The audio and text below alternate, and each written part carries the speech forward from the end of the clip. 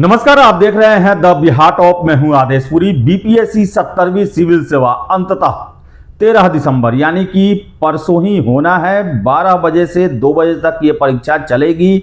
सारे बिहार में सभी छात्रों को एक ही तरह के क्वेश्चन पेपर दिए जाएंगे।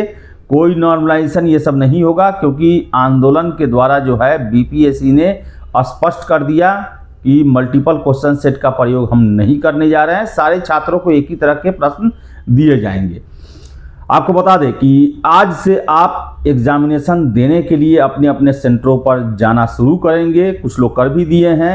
वजह यह है कि बीपीएससी इस बार बिहार दर्शन करवा रही है। जो पुराने समय से जो बिहार दर्शन वो करवाते हैं, यानी कि पश्चिम चंपारण के छात्र को भागलपुर, भागलपुर वाले को सिवान, कैमूर वाले को किशनगंज और किशनगंज वाले को रोहतास, ये सब करवा रहे हैं। जो काफ़ी जो है वो ठंड के दिन में ये एग्ज़ाम जो है वो देना भी एक मिशन बन गया है। लेकिन इन सब के साथ एग्ज़ाम है तो शिक्षक हैं हमारे साथ, परफेक्शन आईएएस के चंदन प्रिय सर हैं। इनसे बात करेंगे अंतिम समय में आपको क्या रणनीति बना के रखना है, कैसा आपका जो है रूटीन होना चाहिए, और कितना भी कोई बोले कि एग्जामिनेशन से एक दिन पहले पढ़ना छोड़ दें, होता नहीं है, तो उसमें भी क्या देखें, इन सबको बात करेंगे। सर, बड़ा ही महत्वपूर्ण परीक्षा, सबसे बड़ी बहाली, क्या कहेंगे छात्रों को एग्जाम जाने से पहले?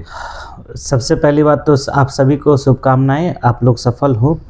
दूसरी बात कि एग्ज़ाम 13 को है। आप सभी को यथाशीघ्र, क्योंकि इस बार मैक्सिमम स्टूडेंट्स के सेंटर काफ़ी दूर हैं, तो यथाशीघ्र आप लोगों को अपने अपने सेंटर्स पे पहुंचने का प्रयास करना चाहिए। कम से कम एक दिन पहले पहुंच जाइए, ठीक है। और देखिए, अंतिम समय में तो मैं बस यही कहूँगा कि जो आपने अपने कुछ क्विक नोट्स बनाए होंगे, कुछ फैक्ट्स बनाए होंगे, या फिर करेंट अफेयर्स जो है, यही सब चीज़ें पढ़े। ज़्यादा पढ़ने के कोशिश में क्या होगा ना कि आप जो भी पढ़ा हुआ है उसमें भी कन्फ्यूज़न होने लगेगा। तो इस टाइम में बस आपको क्या करना है, रिवाइज करना है उन टॉपिक्स को। मैंने जैसे पहले भी स्टूडेंट्स को कई बार कहा है कि आपको क्या करना है, कुछ टॉपिक्स का लिस्ट बना के रखना है, ठीक है। जैसे आप हिस्ट्री में समझे तो जैसे मान लीजिए जितने भी विद्रोह होते हैं तो वो विद्रोह सबको एक जगह बना के रखो, या कोई समाचार पत्र, ये भूलने वाला चीज़ है। अब आप पूरा नेशनल मूवमेंट पढ़ेंगे तो वो इस टाइम में आप रिवाइज नहीं कर सकते। वो छोटे छोटे टॉपिक्स जो होते हैं, जो कि भूलने की संभावना होती है, जो कि फैक्ट बेस्ड टॉपिक्स होते हैं। उसी तरीके से ज्योग्राफी में अगर आप देखें तो जो मिनरल्स है कि मिनरल्स कहाँ कहाँ पे मिलते हैं, उसके लोकेशंस कहाँ पे हैं, आप आसानी से आधा घंटे में आप उसको रिवाइज कर सकते हैं। तो ऐसे टॉपिक्स जो फैक्ट बेस्ड टॉपिक्स हैं एंड करंट अफेयर्स, इन दोनों चीज़ों को, बिहार स्पेशल भी सर, और बिहार स्पेशल, एग्जैक्टली मैं छूट गया था, सॉरी। बिहार स्पेशल को भी आपको रिवाइज करना चाहिए। और बिहार स्पेशल में भी आपने पूरा कॉन्सेप्ट पढ़ लिया है। जो फैक्चुअल चीज़ें हैं उन फैक्चुअल चीज़ों को आप एक बार ध्यान से देख लें और जाएँ। आप सभी को हार्दिक शुभकामनाएं। आप लोग बेहतर करें, रिजल्ट लेकर आएँ और मेंस की तैयारी में यथाशीघ्र लगे। आपने मेंस भी पहले से पढ़ा ही हुआ है, लेकिन उसके अंदर भी लगे। सर, एक चीज़ और है सर कि छात्र जो हैं एग्ज़ाम के बारे में कह रहे हैं कि समय नहीं मिला, आंदोलन ये सब हो गया, लेकिन अपॉर्चुनिटी भी तो ज़्यादा है सर। इस बार 20,000 से अधिक लोगों को मेंस के लिए कॉल किया जाएगा। क्या कहेंगे सर? बिल्कुल, अपॉर्चुनिटी काफ़ी ज़्यादा है।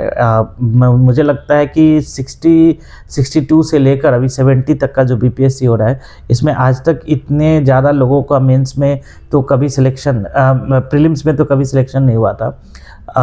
कम से कम 22,000-23,000 स्टूडेंट्स का सिलेक्शन होना है प्रीलिम्स में। तो डेफिनेटली अपॉर्चुनिटी ज़्यादा है, सीट्स भी अच्छे हैं। तो जो सही से पढ़ा होगा, जिसने रिवाइज किया होगा, ऑब्वियस सी बात है कि आंदोलन रहा, अब छात्र काफ़ी ज़्यादा परेशान रहे। लेकिन इसी बीच में जिसने, अब देखिए कुछ दिनों से छात्रों की तैयारी तो पूरी हो ही चुकी होगी। भले ये रहा कि 4-5 दिन जो है वो निश्चित रूप से छात्र परेशान रहे, इसमें कहीं से कोई दो राय नहीं है। लेकिन हाँ, पुराना आपने जो आपने पढ़ा है, रिवाइज किया है, बस उसी को एक समय अगर आप देखेंगे और आपने अगर सही से पढ़ा हुआ है तो डेफिनेटली सिलेक्शन हो जाएगा, उसमें कोई शंका नहीं है। कोई शंका नहीं है सर। एग्जामिनेशन टाइम कहते कि 11 बजे तक पहुंच जाना है सर। ये छात्रों को जरा आप भी बता देते सर। हाँ। क्योंकि पिछली बार हमने देखा था कि कितने लोग जो है 11:02 पे पहुंचे और गेट के बाहर रो रहे थे, मिन्नत कर रहे थे घुसने के लिए। बिल्कुल, मैं तो कहूँगा 11 बजे का वेट क्यों करना है, आप लोग 9 बजे तक पहुँच जाइए सेंटर पे, ठीक है ना। आप सुबह निकलिए और 9 बजे तक सेंटर पे पहुँच जाइए, ज़्यादा उसका वेट नहीं करना है। मान लीजिए कि लेट हो गया, ट्रैफिक को 10:30 तक सुनिश्चित कर लेना है क्लास। मैं तो बोल रहा हूँ 9 साढ़े 9 बजे तक आप पहुंच ही जाइए, ठीक है। 10 बजे तक का वेट नहीं करना है। ट्रैफिक को कोई नहीं जानता है क्या होगा।